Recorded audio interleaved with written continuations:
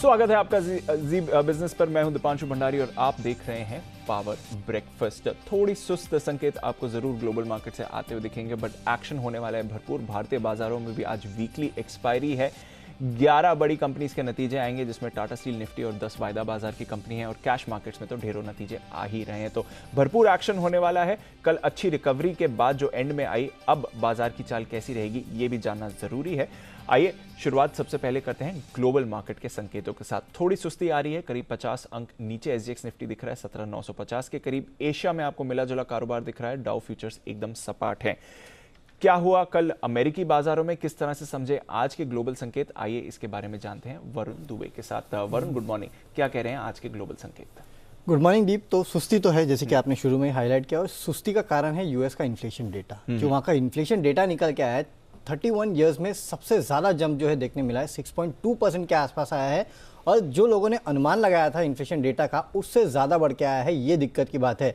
सिर्फ साल दर साल नहीं, बल्कि अगर आप देखेंगे तो मंथ ऑन मंथ भी वहाँ जो इन्फ्लेशन डेटा है उसमें बढ़ोतरी देखने मिली। और इसी का इम्पैक्ट दरअसल यूएस के मार्केट्स में देखने मिला। जैसे ये इन्फ्लेशन का डेटा आया, वैसे आपने देखा कि खासकर यूएस के मार्केट में डाउ जोन्स में, एस&पी में, नैस्डैक में सब जगह गिरावट देखने मिली।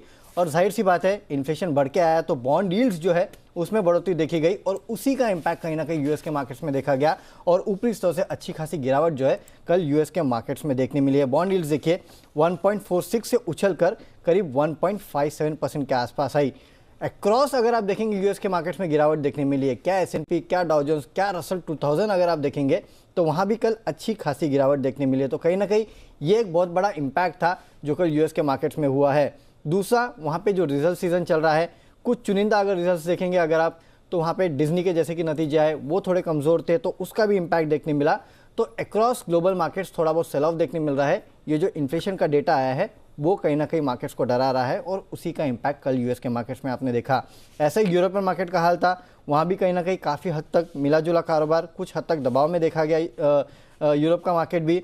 जहाँ तक आप कमोडिटीज़ की बात करेंगे तो ब्रेंट जो है 82.5 के आसपास आ चुका है। और सोना देखिए, यहाँ कल काफ़ी उतार चढ़ाव देखने मिला। जैसे ही इन्फ्लेशन का डेटा आया वैसे ही सोने के रेट्स में गिरावट देखने मिली, लेकिन उसके बाद फिर से उछल के ये 1850 के आसपास पहुँच चुका है। तो कहीं ना कहीं ये था पूरा ओवरऑल अगर आप समअप करेंगे तो। साथ ही साथ डॉलर को देखिए, एक महीने के निचले स्तर पे पहुंच चुका है। तो इस इन्फ्लेशन डेटा का इम्पैक्ट केवल आपको यूएस के मार्केट्स पे नहीं, बल्कि अक्रॉस कमोडिटी स्पेस में भी देखने मिला है। और देखिए, कल जब हम बंद हो रहे थे, डाउ फ्यूचर्स करीब 50 पॉइंट गिरे थे, लेकिन उसके बाद 240 पॉइंट के आसपास की गिरावट डाउ जोन्स में देखने मिले। नाज़डैक का भी यही हाल था। और हाँ, आईटी काउंटर्स, यहाँ सबसे ज़्यादा दबाव जो है वो यूएस के मार्केट्स में देखने मिला है। एसजीएक्स भी सुबह सुबह 50 पॉइंट के आसपास की गिरावट।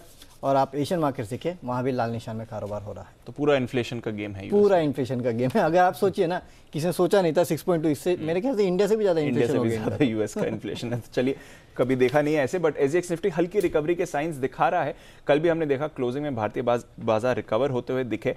अगर आप संस्थागत निवेशकों के डेटा के बारे में बात करें तो कल भी एफआईएस की बिकवाली हुई है, पर इतनी बड़ी बिकवाली नहीं जितने पिछले कुछ दिनों में देखी है। कैश मार्केट में देखें तो करीब 550 करोड़ रुपए की इन्होंने बिकवाली करी, पर उसके सामने करीब 850 करोड़ की खरीदारी डोमेस्टिक इंस्टीट्यूशंस की तरफ से आती हुई दिखी। इंडेक्स फ्यूचर्स में करीब 500 करोड़ की बिकवाली है, स्टॉक फ्यूचर्स में 1220 करोड़ की बिकवाली। तो अभी भी एफआईएस बिकवाली के मूड में है। उतनी भारी बिकवाली नहीं है जितने पिछले कुछ दिनों की थी, बट बिकवाली अभी भी है। कैसे समझे इन सारे संकेतों को और आगे किस तरह की रणनीति बनानी है आज वीकली एक्सपायरी के दिन? आइए जुड़ते हैं जी बिजनेस के मैनेजिंग एडिटर अनिल सिंघवी के साथ।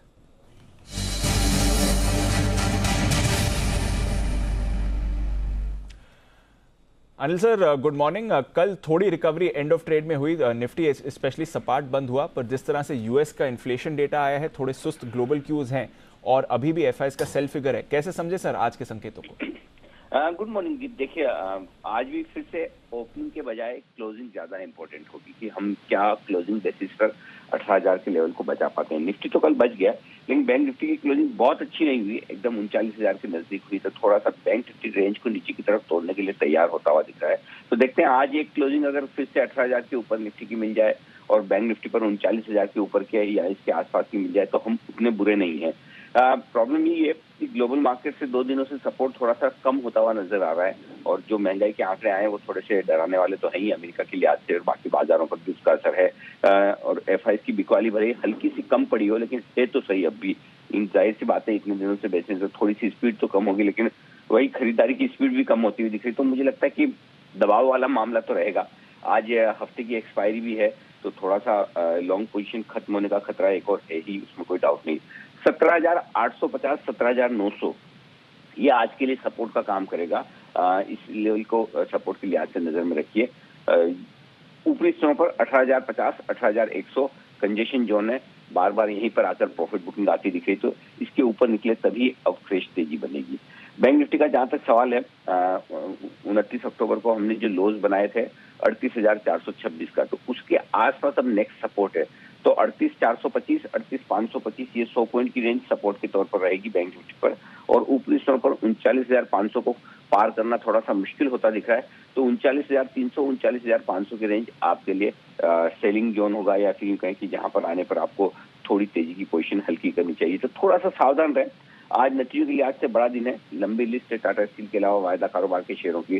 तो मेरे ख्याल से स्टॉक स्पेसिफिक एक्शन आज वैसे भी रहना है, और हफ्ते की एक्सपायरी है, तो थोड़ा एक्शन इंडेक्स में भी आपको सेकंड हाफ में बढ़ता हुआ दिख सकता है। तो क्लोजिंग पर नजर रखें। अगर 18,000 और 39,000 दो लेवल को क्लोजिंग पर हम निफ्टी और बैंक निफ्टी पर होल्ड कर पाए तो ठीक, अदरवाइज फिर आपके लिए थोड़ी सी और नीचे की रेस खुलती हुई नजर आएगी। जी बिल्कुल। तो कल भी अनिल जी ने मॉर्निंग स्ट्रैटेजी में यही कहा था कि ओपनिंग से ज्यादा क्लोजिंग इंपॉर्टेंट है। आज भी वैसे ही ट्रेंड रहेगा, वीकली एक्सपायरी भी है। बहुत बहुत शुक्रिया अनिल जी हमारे साथ जुड़ने के लिए, और आज के लिए जो बाजार का सेटअप है ये समझाने के लिए। तो इंटरेस्टिंग डे होना चाहिए, वॉलेटिलिटी थोड़ी आ सकती है जिस तरह से वीकली एक्सपायरी का भी सेटअप है। पर जैसा अनिल जी कह रहे थे, नतीजों के लिहाज से आज भी इंपॉर्टेंट दिन है, और कल शाम को भी हमने देखा बाजार बंद होने के बाद ढेरों नतीजे आए हैं और कई अहम खबरें भी हैं। आइए इन सब के बारे में जानते हैं कुशल गुप्ता के साथ। कुशल, गुड मॉर्निंग। सबसे पहले तो कल जो नतीजे आए हैं इनके बारे में बताएं। काफी सारे नंबर्स आते हुए दिखे हैं। मॉर्निंग दीपांशु, आप देखिए बर्जर पेंट सबसे पहले यहाँ पर फोकस रखना होगा कि जिस तरह से नंबर्स आ रहे हैं, हमारा जो अनुमान था उससे कंपैरेटिवली थोड़े बेटर हैं, बट ओवरऑल अगर आप देखेंगे तो नंबर्स कमजोर साइड पर देखने को मिल रहे हैं। खासकर अगर आप कंपनी का प्रॉफिट देखें तो 219 करोड़ पर आया है, 222 करोड़ से घटकर 210 करोड़ रुपए का हमारा अनुमान था। आय जो है करीबन 27% बढ़कर 2,225 करोड़ पर आई है, और साथ ही मार्जिन अगर आप देखें तो 19.2% के मुकाबले 15.9% के मार्जिन कंपनी दर्ज किए हैं। पिडिलाइट नंबर्स मिले जुले रहे हैं यहाँ पर, खासकर मार्जिन आप देखिए 27% से घटकर 20.9% पर ये आते हुए नजर आ रहे हैं। हालांकि हमारा अनुमान जो है 22.3% का था। साथ ही कंपनी का मुनाफा भी बहुत ज़्यादा नहीं बढ़ा है, करीब 5.5% बढ़कर 375 करोड़ कंपनी ने मुनाफा दर्ज किया है। Metropolis health care number stable side पर दिख रहे हैं, पर मार्जिन पर डिप आता हुआ नजर आया है। 32% से घटकर 30%, और मुनाफा 3.5% घटकर 58.4 करोड़ पर कंपनी ने दर्ज किया है। जोमैटो अगर आप देखें तो आय को छोड़कर जो है स्पेसिफिकली जो एबिटा है और जो घाटा है, वहाँ पर हमें जो बढ़त है वो देखने को मिली है। 230 करोड़ से बढ़कर घाटा अब 435 करोड़ पर हो गया है, पर डेफिनेटली जो टॉप लाइन है 140% बढ़ी है, 426 करोड़ से बढ़कर 1,024 करोड़ पर कंपनी की ने आय दर्ज की है। साथ ही जामना ऑटो, ये हमने आपको नतीजे आएंगे कमाई कराएंगे में बताया था। Definitely strong set of numbers यहाँ पर आते हुए दिख रहे हैं। 182 करोड़ से आय 352 करोड़ पर आई है। कंपनी की मार्जिन 9.1 से 12.6, और मुनाफा 8 करोड़ से बढ़कर 27 करोड़ कंपनी ने दर्ज किया है। एफएल इंडिया ओवरऑल अच्छे नंबर्स हैं, बट मार्जिन में गिरावट है। अच्छे नंबर्स में मुनाफा 78% बढ़कर करीबन 47.5 करोड़ पर, और मार्जिन 25.4% से घटकर 18.9% पर आए हैं।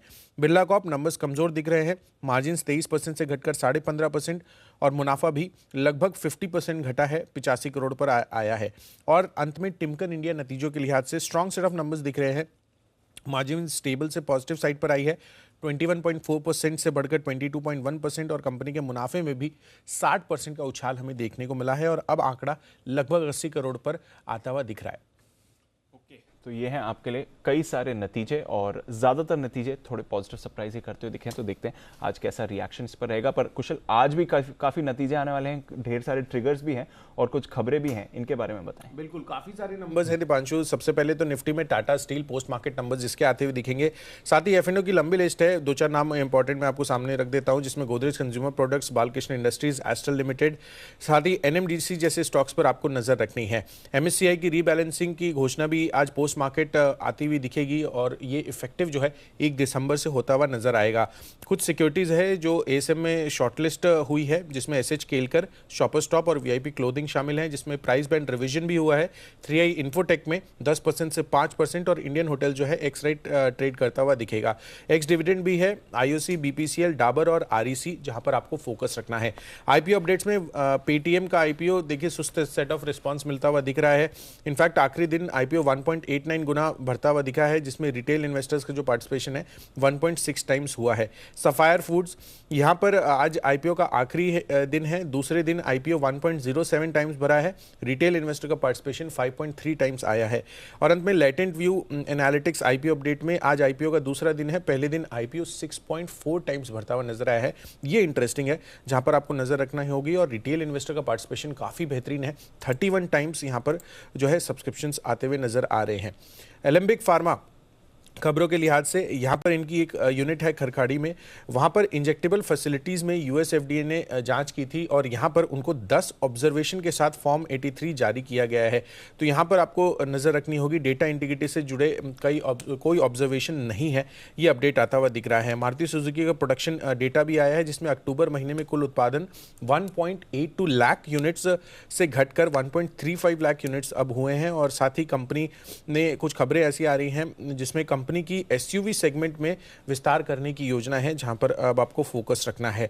टाटा मोटर्स FY26 तक 10 ईवी मॉडल्स लॉन्च करने की इनकी भी योजना है। तो दो बड़ी कंपनियों की तरफ से अपडेट्स आते हुए दिख रहे हैं। और अंत में सनोफी इंडिया, जहां पर LIC ने 30 दिसंबर से अब तक 2% हिस्सा जो है वो खरीदा है और कुल हिस्सेदारी अब इनकी 3.07% से बढ़कर 5.11% हो चुकी है। तो ऑटो कंपनीज आज एक बार फिर से एक्शन में रह सकती हैं। दो दिग्गज ऑटो कंपनीज के अपडेट्स आते हुए दिखे हैं और साथ ही ढेरों खबरें और नतीजे भी। शुक्रिया कौशल, ये सारे फैक्टर्स हमें बताने के लिए। नज़र डालते हैं अब किस तरह का एक्शन इस स्पेस में आते हुए दिखेगा। पर आइए आपको कुछ बेहतरीन ट्रेडिंग कॉल्स भी बता दें आज के ट्रेड के लिए। सबसे पहले तो चॉइस ब्रोकिंग की राय, कोलगेट, इस पर करनी है खरीदारी। करंट मार्केट प्राइस के करीब आप खरीदारी करके चलें। स्टॉप लॉस लगाएं 1529 और टारगेट होगा 1599, 1600 से ₹1 नीचे। आनंद राठी की तरफ से गेल, ये है एक खरीदारी की राय। स्टॉप लॉस लगाना है 157 और टारगेट होगा 158। सेंट्रम ब्रोकिंग, इन्हें भारतीय एयरटेल पसंद है। कल क्लोजिंग शो में भी लगभग सभी एक्सपर्ट्स ने खरीदारी की राय दी थी। स्टॉप लॉस 723, टारगेट 755 और साथ ही हैवेल्स, यहां पर भी आप रख सकते हैं नजर, खरीदारी करके चले। 1331 का स्टॉप लॉस होगा और टारगेट 1382। तो ये अच्छी बात है कि थोड़ी सुस्ती वाले बाजार में भी सभी बाई कॉल्स आ रही हैं। तो स्टॉक स्पेसिफिक एक्शन जो आज होने वाला है वो भरपूर रहेगा, ऐसा भरोसा हमारे एक्सपर्ट्स जता रहे हैं। पर बाजार पर आपको आज के लिए क्या रणनीति बनानी है और कौन से शेयर्स पर और आप ट्रेडिंग के मौके देख सकते हैं, आइए जुड़ते हैं सिमी जी के साथ। सिमी जी, गुड मॉर्निंग। सबसे पहले तो एक बार बाजार पर अपनी नजर दें, क्योंकि वीकली एक्सपायरी का भी दिन है, तो किस तरह से समझे बाजार के सेटअप को आज? Very good morning Deepanshu. बाजार में दीपांशु, मुझे लगता है कि निफ्टी के लिए अगर देखेंगे तो 17,950 से 17,900 क्रिटिकल रेंज है जो निफ्टी का सपोर्ट का काम कर रहा है। तो जब तक 17,950 17,900 होल्ड करेगा तब तक मैं यही कहूंगी कि एग्जिस्टिंग लॉन्ग पोजीशंस होल्ड करें और कोई भी खरीदारी माइनर डीप अगर इंट्राडे में मिलता है और 17,950 से 900 का रेंज होल्ड करता है तो वहाँ पे नई खरीदारी भी देखा जा सकता है, क्योंकि ओवरऑल मार्केट में मुझे लगता है कि मार्केट ओवरऑल बुलिश है। एक्सपायरी 18,000 के ऊपर ही होना चाहिए। मैंने टारगेट 18,100 से 18,150 का रखा है। अगर आज का दिन 18,000 के ऊपर मार्केट क्लोज करता है तो कल तक मार्केट को 18,100 18,150 के ओर भी जाना पड़ेगा। तो निफ्टी के लिए मैं बाय ऑन डिप स्ट्रेटेजी अभी भी रखूंगी। 17,900 का मतलब क्रिटिकल जो लेवल है वो लेवल जब तक होल्ड कर रहा है तब तक buy on dip strategy maintain करेंगे। रहा सवाल बैंक निफ्टी के, तो मुझे लगता है कि 3900 से 38,900 ये भी साइकोलॉजिकल सपोर्ट है बैंक निफ्टी के लिए और बैंक निफ्टी इस रेंज के बीच में मिलता है तो वहाँ पे खरीदारी करने का मौका ढूंढना पड़ेगा। 38,800 का एक छोटा सा स्टॉप लॉस मैंने रखा है और ये सपोर्ट अगर होल्ड जरूर करता है तो बैंक निफ्टी में एक रिकवरी मैं देख रही हूँ जो 39,350 से 39,550 तक बैंक निफ्टी को ले जा सकता है। पर क्लोजिंग इस रेंज से ऊपर एक्सपेक्ट नहीं कर रही हूँ। इनफैक्ट मैं 39,000 के ऊपर ही क्लोजिंग एक्सपेक्ट कर रही हूँ, पर 39,500 से बाहर एक्सपेक्ट नहीं कर रही हूँ। तो इसी के बीच में ही मार्केट को मतलब बैंक निफ्टी को बंद करना चाहिए। ओके, तो बैंक निफ्टी रेंज बाउंड रहेगा बट इंपॉर्टेंट लेवल्स होल्ड कर सकता है। निफ्टी पर थोड़ा ज्यादा पॉजिटिव व्यू है सिमी जी का इस समय। कौन से स्टॉक्स पसंद है आज सिमी जी ट्रेड के लिए? दो स्टॉक दोनों के दोनों ही खरीदारी के और दोनों के दोनों ही मिड कैप में से ही मैंने चूज किया है। एक तो गुजरात फ्लोरोकेम, मुझे लगता है कि स्टॉक में अच्छा रिजल्ट्स के बाद अच्छा मोमेंटम भी देखने को मिला था। ये स्टॉक अभी शॉर्ट टर्म के लिए बाई बन रहा है। 2020 का स्टॉप लॉस के साथ खरीदारी करने का सलाह होगा। 2160 और 2200 ये दो टारगेट्स होगा जो कि बहुत ही छोटे अवधि में मिलना चाहिए। 2160 और 2200 का टारगेट। मेरा दूसरा स्टॉक होगा प्राज इंडस्ट्रीज, जिसमें मुझे खरीदारी करने का सलाह मैं दे रही हूँ। मुझे लगता है कि 400 तक एक मूवमेंट इसमें फिर से पॉसिबल है। 365 का स्टॉप लॉस के साथ खरीदारी करने का सलाह होगा। 395 का पहला टारगेट और 410 का दूसरा टारगेट के लिए प्राज को खरीदकर चलने का सलाह होगा। दीपांशु, डिस्क्लोजर है, दोनों स्टॉक दोनों के दोनों ही मेरा पोर्टफोलियो में शामिल है। बिल्कुल, तो दोनों पोर्टफोलियो स्टॉक्स है, दोनों कैश मार्केट के बढ़िया काउंटर्स हैं जहां पर एक्शन दिखेगा। अच्छा सिमी जी, कल आपने रिलायंस इंडस्ट्रीज की भी बात करी थी और कहा था कि इसमें एक्शन बाजार को ऊपर ले जा सकता है। आज भी रिलायंस से सपोर्ट मिल सकता है बाजार को? जी बिल्कुल दीपांशु, कल जब मार्केट इतना वीकनेस था दिखा रहा था सुबह, तब भी मैंने कहा था कि रिलायंस में जो क्लोजिंग था वो क्लोजिंग टेक्निकली काफी शानदार पैटर्न के साथ आया था। सब्सटैंशियल करेक्शन उससे पहले देखने को मिला था। 2750 का हाई बना था रिसेंटली और 2450 का लो बना था। कल का परसों का क्लोजिंग 2520 के आसपास हुआ था। मैं सिर्फ उस वहाँ पे मैं जो लोअर लेवल पर देख रही थी डेली चार्ट में, एक ट्वीजर्स बॉटम बना था जिसमें सिर्फ बीच में एक ट्रांकेटिक सेशन दिवाली का था, मुहूर्त का सेशन था। वो सेशन अगर नेगेट करेंगे, इग्नोर करेंगे तो बाकी जो फॉर्मेशन था पूरा ट्वीजर्स बॉटम था और उसके बाद रिलायंस को ऊपर में चलना ही था। तो कल का ग्लोबल क्यूज इतना खराब था, मैं सोच रही थी हो सकता है कि शायद नीचे खुल जाएगा और नीचे खरीदारी करने का मौका मिल जाएगा। 2503 का लो बनाया था पर वहीं पे सपोर्ट लेके रिलायंस ऊपर आ गया और आते आते मेरा फर्स्ट टारगेट भी हासिल कर गया था। 2455 का पहला टारगेट था, 2475 का दूसरा टारगेट था। 55 के ऊपर तो गया था, 75 तक नहीं गया। तो मुझे लगता है कि आज भी ये स्टॉक फोकस में रहना चाहिए लोअर लेवल पर। इनफैक्ट दीपांशु, इसमें सिर्फ इंट्राडे के लिए नहीं, मुझे लगता है कि इस स्टॉक में एक बार चलिए तो करेक्शन खत्म हो चुका है। अभी कोई भी डीप मिलता है तो खरीदारी करने का सलाह होगा। 2500 का स्टॉप लॉस होगा और ऊपर में 2650 तक का रैली इसमें देखने को मिलना चाहिए शॉर्ट टर्म में। तो मुझे रिलायंस में बाय ऑन डिप स्ट्रेटेजी अभी भी मैं मेंटेन करूँ, क्योंकि कल इतना बड़ा रैली आ चुका है ऑलरेडी, इसलिए मैंने आज रिपीट नहीं किया। और आज मुझे मिड कैप शेयर्स में से ही चूज करना था, कोई लार्ज कैप नहीं देना था, इसलिए मैंने रिलायंस चूज नहीं किया था।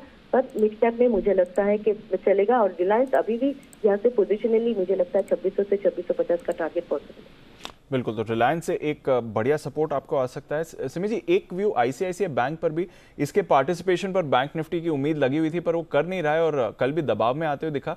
यहाँ पर क्या राय बन रही है? हालांकि एंड में अच्छी रिकवरी थी इस पर। दीपांशु, बैंक्स भी रिकवर करेगा, यहाँ से परफॉर्म करना ही पड़ेगा। एक्सिस बैंक ओवरऑल रिजल्ट्स के बाद से तो अच्छा ही परफॉर्मेंस दिया था पर अभी रिसेंटली करेक्शन भी देखने को मिला है।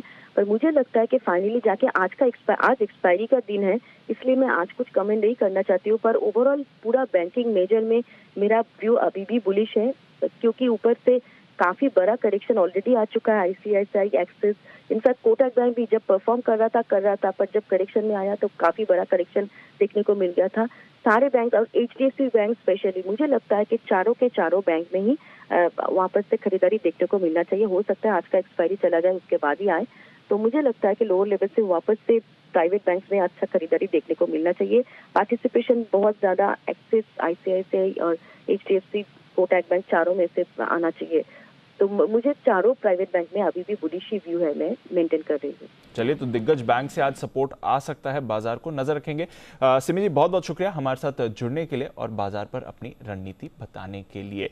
तो यह है बाजार का एक्शन। पर कमोडिटी बाजार में भी हम देख रहे हैं काफी एक्शन बना है। कच्चे तेल में भारी गिरावट थी पर उसके सामने गोल्ड में बढ़िया रिबाउंड आया है। क्या करना है कमोडिटी बाजार में, आइए रणनीति आज की समझते हैं आईएफएल सिक्योरिटीज के अनुज गुप्ता के साथ। अनुज, गुड मॉर्निंग। सबसे पहले तो गोल्ड से ही करते हैं शुरुआत। दमदार एक्शन पिछले कुछ दिनों में आते हुए दिखा। यूएस इन्फ्लेशन डेटा के बाद भारतीय बाजार में भी 5-5.5 महीने की ऊंचाई पर हैं दाम। क्या करना है गोल्ड पर? दीपांशु जी, गुड मॉर्निंग। देखिए, गोल्ड में कल हमने देखा था कि दिवाली के बाद अगेन भावों में तेजी देखने को मिली है और गोल्ड $1860 के आसपास ट्रेड करते हुए दिखाई दिए हैं। कल जो यूएस में डेटा आए थे उससे काफी हद तक सपोर्ट मिला है, क्योंकि वहाँ पे जो अनएम्प्लॉयमेंट क्लेम्स है वो वहाँ पे कुछ बढ़ते हुए नजर आए, जो कि एक नेगेटिव रोल प्ले किया है डॉलर के लिए। हमें लगता है कि गोल्ड सिल्वर में जो ट्रेंड है वो भी पॉजिटिव रहेगा। तो गोल्ड के अंदर पर्टिकुलर हमें लगता है खरीदारी का ट्रेड लेना चाहिए। एमसीएक्स में करीबन 48,700 में खरीदारी करें, 48,450 का स्टॉप लॉस लगाए, टारगेट 49,400 तक देखने को मिल सकता है।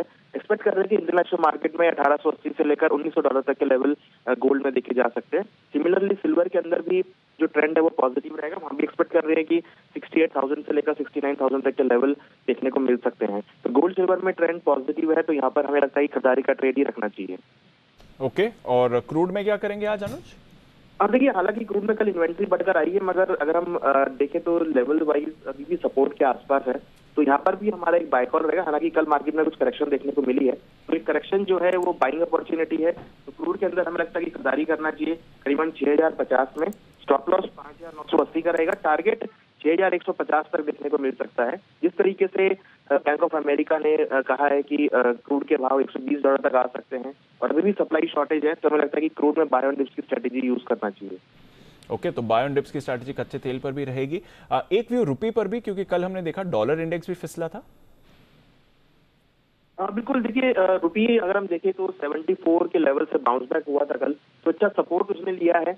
हमें लगता है कि यहाँ पे रुपये थोड़ा सा डेप्रिशिएट होकर ट्रेड हो सकता है, तो यूएसडी आईएनआर में डॉलर के अंदर खरीदारी का ट्रेड रहेगा करीबन 74.20 में।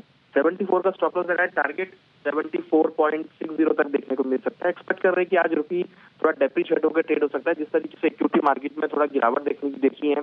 हमें लगता है कि एक जो यूएसडी आईएनआर में जो डेप्रिसिएशन है वो यहाँ बढ़ सकता है, तो यूएसडी आईएनआर में खरीदारी का ट्रेड बना सकते हैं। ओके, तो खरीदारी की राय आप रुपए पर भी रख सकते हैं। अनुज, बहुत बहुत शुक्रिया हमारे साथ जुड़ने के लिए और आज के लिए कमोडिटी और करेंसी स्ट्रैटेजी समझाने के लिए। हल्की रिकवरी आ रही है एसजीएक्स निफ्टी में, देखते हैं बाजार का एक्शन कैसा रहेगा, पर ब्रोकरेजेस के दम पर फॉरेन ब्रोकरेजेस का आज कहां पर है भरोसा, ये भी एक बार देख लेते हैं। बर्जर पेंट्स इसके आए थे नतीजे, मैक्वेरी को पसंद नहीं आई परफॉर्मेंस, इन्होंने अंडर परफॉर्म की रेटिंग रखी है और टारगेट 710 से घटाकर 695 का कर दिया है। उसके सामने जोमैटो, इसके भी नतीजे आए थे और 3 अलग अलग तरह की रिपोर्ट्स हैं इस पर। मॉर्गन स्टैनली सबसे पहले इक्वल वेट रेटिंग और 140 का टारगेट जो करंट मार्केट प्राइस के पास ही है। जेफरीज को कुछ ज्यादा पसंद आ रहा है, उनका टारगेट है 170 का और उसके साथ ही गोल्डमैन सैक्स सबसे ज्यादा बुलिश है जोमैटो पर, उनको पसंद है ये टारगेट 185 का। तो 3 टारगेट्स 3 ब्रोकरेजेस की तरफ से जोमैटो पर नजर रखेंगे इस काउंटर पर भी। पावर ब्रेकफास्ट में बस इतना ही।